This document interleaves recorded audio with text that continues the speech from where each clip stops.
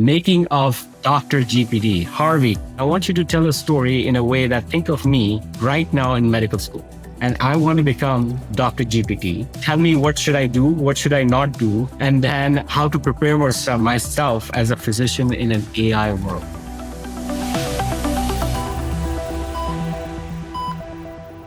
How did this whole Dr. GPT start? Looking back, I don't want to go way too back, but it really starts with the core of who I am. At the end of the day, as we want to serve people. We want to do things that are going to change mankind, that are going to help people. And I know that sounds really, you're a doctor. No, it comes from a humble beginning. I literally come from zero, come from actually negative. My mom was a teenager when she had me. We grew up in New York City, and literally in my mind, she gave me the tools to succeed, and she never told me I could never do nothing. She always said, Harvey, you can become someone. You can be the president if you want. You can be a congressman.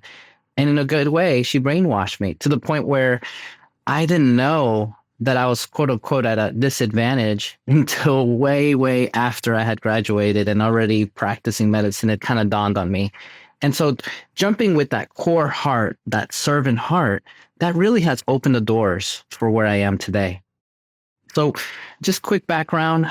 At one point, I developed 20 emergency rooms. I packaged 8 of them. I had my own emergency room, my own staffing, my own billing, hospitals, urgent cares. And I don't say it to just boast. I say it because that servant heart, that goal, that culture to serve really made that company grow. And if it wasn't that culture to make sure that we did everything we could for our patients, that wouldn't have grown.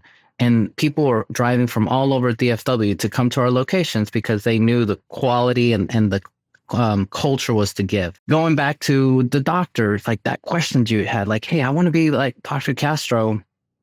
First, it's going to say, find your passion. Find your why. Why are you doing this? Why are you working? Why are we up early in the morning giving these talks?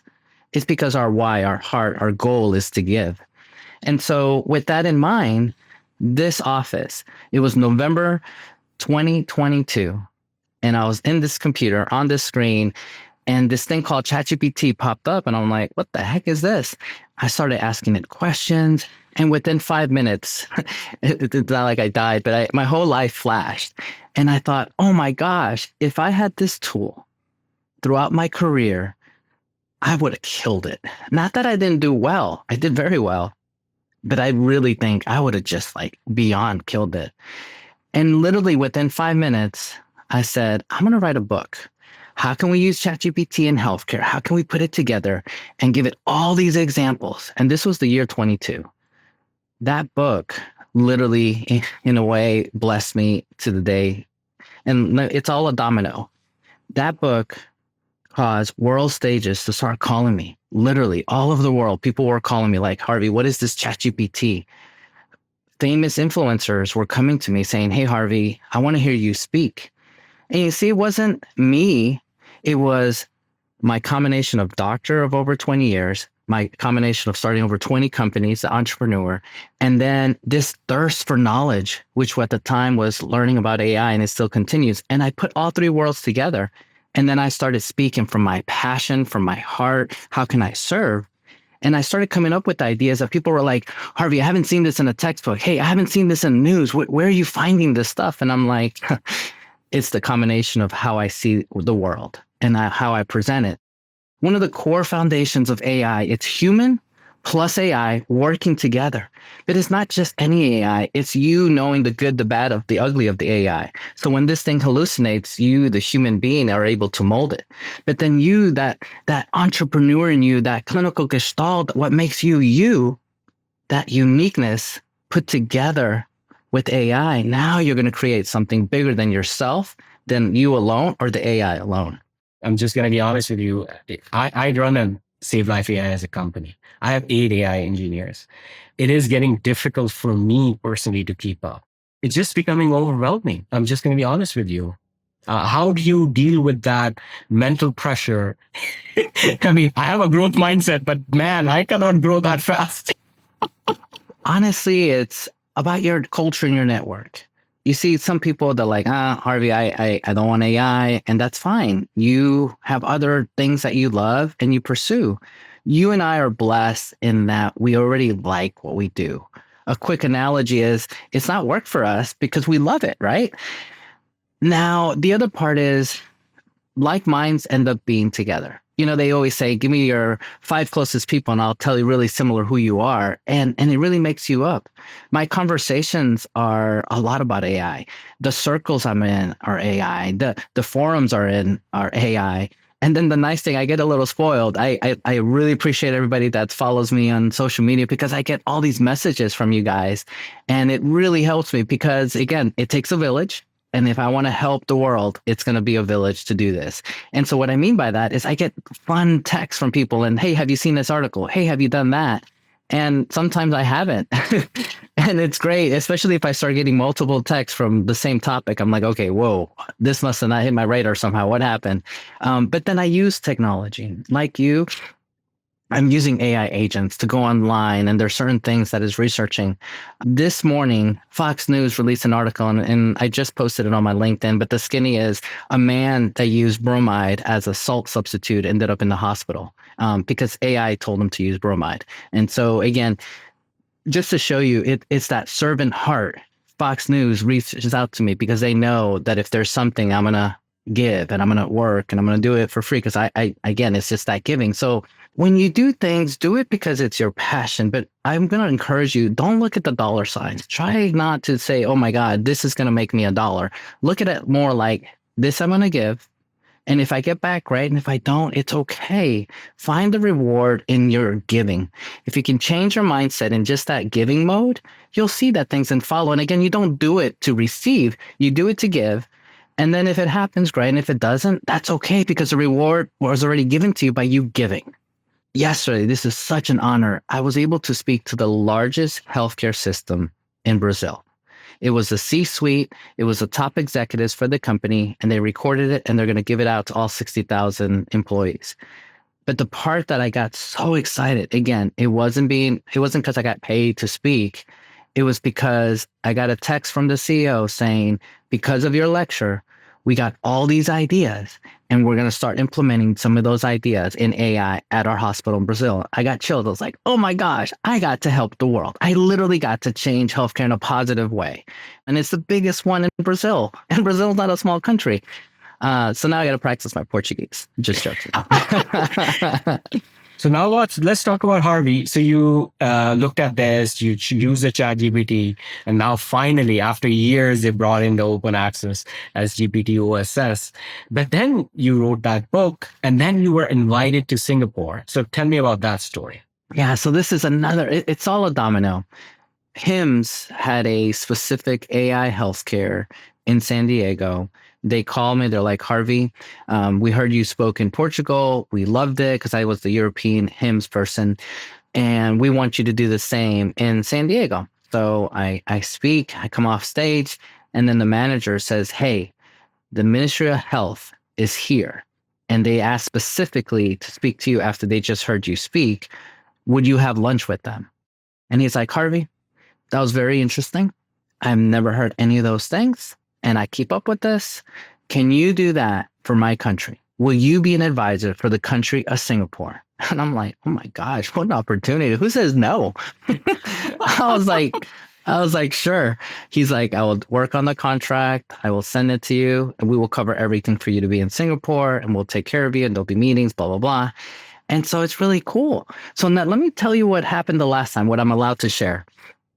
I was in the room. Think of it, I was in front of like the FDA, medical devices, people for Singapore, the heads. And they showed me a plan and I was able to look at it and I said, okay, as a doctor, please take out point 2, 7, and 6. These things are going to piss off your doctors. It's not going to go well. Let's modify these points like this because I put them in my doctor hat. Then I looked at their AI plan and I said, whoa, whoa, whoa. You're going to spend so much money. There's no need for this. We need to change these algorithms. We need to work on the following AIs, and you want to contribute money on XYZ. And once you create this infrastructure workflow, you're going to save so much money. You're going to be good. And then they were going to show some regulation. I'm like, whoa, whoa, whoa. No, no, no. On the regulation piece, we need to modify it with the following criteria. They ended up doing everything I said. And it's not because of me. It's because of the clinical experience. I'm wearing a doctor hat. I'm wearing an AI hat. I'm wearing a consumer hat. I do want to be a congressman one day. So I was able to put all worlds together and speak to them. And the value that they got of me just talking through those things were huge, because they would have to get different consultants, different people, and then they would all have to agree. And then being able to just talk to one person to say, here it is, this is how it is, it helps. Plus, I'm not a Singapore citizen, so I'm not biased. No one's buying me out to do X, Y, Z, because it's not my country. Yes. What's next, Harvey, in the journey? So then I'm like you, I'm competitive, but it's against myself. It's not really against others. And I had been on TV over 150 times. I had done Fox News. Again, the servant heart. I called all the local news stations during COVID and I said, hey, you guys need a doctor. I hate watching the news. I feel like I'm going to die. I get depressed. Put me on TV because I want to be that light. I want to give that animation. I want to give to the community. And oh my gosh, I was on TV 5 to 7 times a day. But that gave me a huge skill set to be able to turn on the camera, know that I was live and that I didn't know the questions, and I had to speak in sound bites. I had to speak concise. I couldn't talk like a doctor. I had to speak at a certain level. But anyway, the thing is I had to speak. And May of last year, I was like, wait a second, I probably need a TED Talk. And so here's the spiritual part of me. I had a friend of mine said, Harvey, apply to these 10. I had already applied to 10, didn't get anything. And she's like, apply to these 10. I applied, and I kid you not, one of them in my heart said, Harvey, that's your TED Talk. I was so convicted that that particular one was my TED Talk that I called my business partner, loved ones, family members, and I said, I know this sounds crazy, but reserve this week in October because I really think that's when I'm going to give a TED Talk on AI and healthcare. Fast forward, I gave that TED Talk. And then when I got home, again, the doctor in me is really OCD. I was like, man, it was good, but it didn't kill it. I didn't do what I wanted to. And I applied for a bunch more. And as a result, I ended up getting 3 more. I was like pulling my hair. I was like, whoa, this is way, way more stressful. But here's the take home point. It pushed me to learn how to speak. It pushed me to learn how to give back.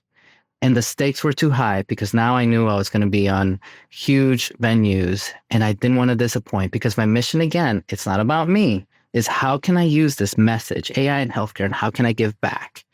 And that passion, I wanted to make sure was recorded. And so if you have time, watch those. And now, as a result, someone from TED Talk reached out to me saying, we're looking at you for possibly this fall for a TED Talk, not a TEDx, a TED Talk. And I'm like, wow, I'm going to be in the circles of like Steve Jobs and Microsoft leaders and like people around the world. Like, whoa, just being this offer to me, I'm already humbled. Like if I don't get it, I'm like, wow, like they were considering me. Like, this is awesome. So then the story continues, and I do want to reflect. There's a book called Success Reinvention. It's my core book of who I am, the lessons that my mother taught me. Why I am who I am today is because my mother, that teenage woman that had a GED education, made me. And the principles of what she taught me is why I'm successful. Now, obviously, God as well. First, God.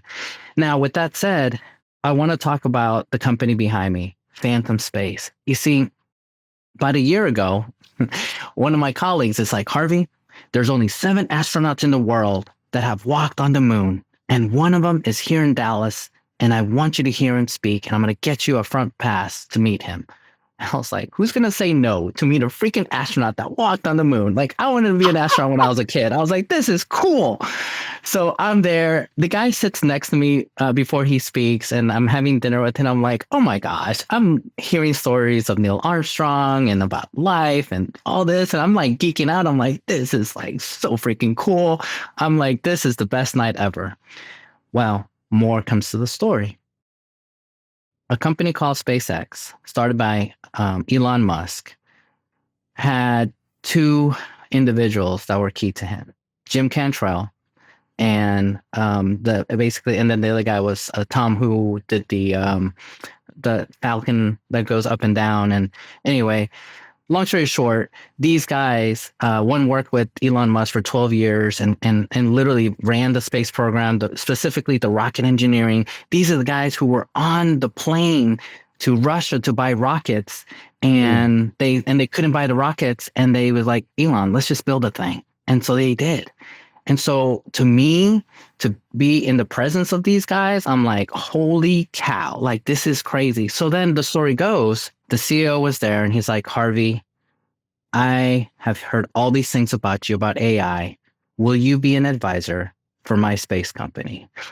I was like, again, I'm like, I'm not going to say no to that. Like, heck yes. And so then I started working with him and I started looking at the company and I started looking under the hood. And I'm like, oh my gosh, this isn't just a simple company.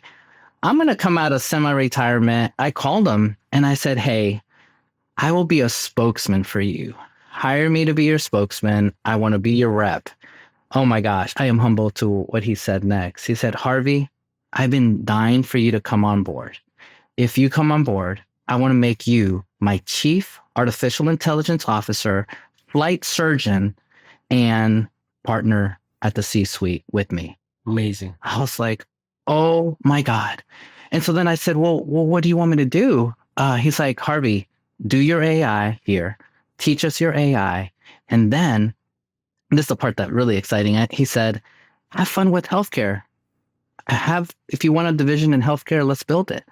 And so now I'm literally building a couple of concepts and I'm already getting funding for it. And it's going to be AI, healthcare, leveraging edge computing from the satellites, and then creating applications for Earth for the entire world. Whoa. And I know I haven't shared that with you, but that is I know. crazy. That was a surprise. I know we were waiting, and then of course we got busy and traveling, but I'm so congratulations. And then again, your success means so much to us, to me especially too, because now I learn things. And look, exactly that's why we're doing the podcast. Even me sitting here, he is definitely 10 years ahead of me, but he's given me so much inspiration today. And that's what we want. That's why we share these stories. Harvey, I want to be very, very grateful to tell your story. Again, thank you so much for everyone for joining us. Keep praying for us. We believe in this praying that we always remain humble. We're going to be very honest with you. Me and Harvey, always the one thing we do each other. Hey, Junaid, what is your mission today? We always remind each other because it's just life becomes so hectic at times. There's so many people, so much noise coming us.